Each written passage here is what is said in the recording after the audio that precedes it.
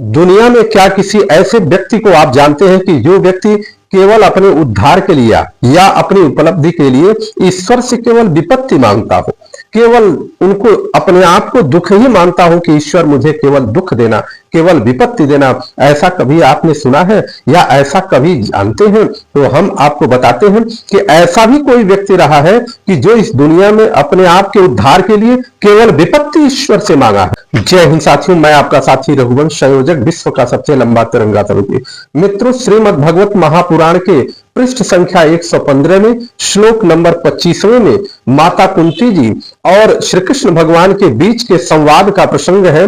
उस संवाद के प्रसंग को समझने की आवश्यकता है। यह प्रसंग वहां का है कि जब युद्ध के समापन के पश्चात श्री कृष्ण भगवान प्रस्थान करना चाहते हैं तो उस समय माता कुंती जी ने विशेष प्रकार से आराधना किया और आराधना करने के बाद श्री कृष्ण जी से एक बात उन्होंने कहा कि आप तो जगत पिता है, आप हमें क्या दीजिए कि विपदा संतु नः शश्वतत्र तत्र जगत गुरु भवतो दर्शनम यत्स्यादन पुनर्भव दर्शनम। इस प्रकार से वो कहती है कि हमें बार बार विपत्ति दीजिए।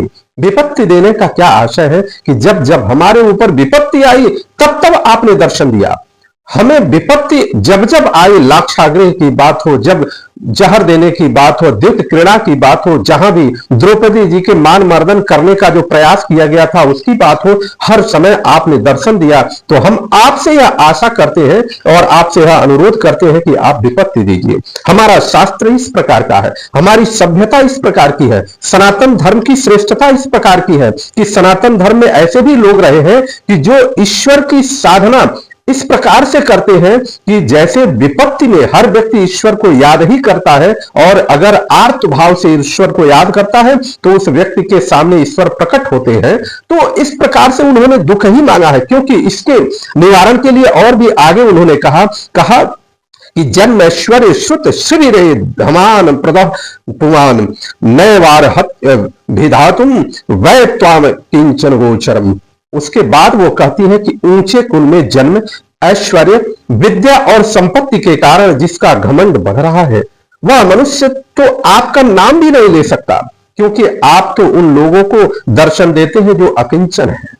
जो अकिंचन है उनको आप दर्शन देते हैं। इस प्रकार से हमारी सुंदर और श्रेष्ठ शास्त्र जो पूरी दुनिया के मंगल की कामना के लिए आगे बढ़ता है, तो इसलिए हमें इस शास्त्र का, हमें इस सृष्टि का, हमें सनातन का सम्मान करना चाहिए। और सनातन का जो सम्मान करेगा वही इस सृष्टि का सम्मान कर सकता है, वही जीव जंतुओं का सम्मान कर सकता है, वही अपना उद्धार कर सकता है। साथ साथ जिस प्रकार से वैभव आप चाहते हैं, जिस प्रकार की विलासिता चाहते हैं, उस विलासिता और वैभव को अगर ईश्वर के शरण में समर्पित करके आप आगे बढ़ते हैं तो वो भी आपको प्राप्त होगा। क्योंकि यह दिखा है कि प्रहलाद जी को प्राप्त हुआ वैभव, ध्रुव जी को भी वैभव प्राप्त हुआ। उस वैभव को प्राप्त करने का साधन क्या था? केवल ईश्वर की शरणागति थी और ईश्वर को साक्षी मान करके उस वैभव का भोग किया और जन कल्याण के लिए कार्य किया। इसलिए हमें यह प्रयास करना चाहिए कि हमारी वो मातृ शक्ति कुंती ने यह संदेश दिया कि हमें इस प्रकार से विपत्तियों के आने पर घबराना नहीं चाहिए, केवल और केवल ईश्वर के शरणागत होना चाहिए। जय श्री कृष्ण, जय श्री राम।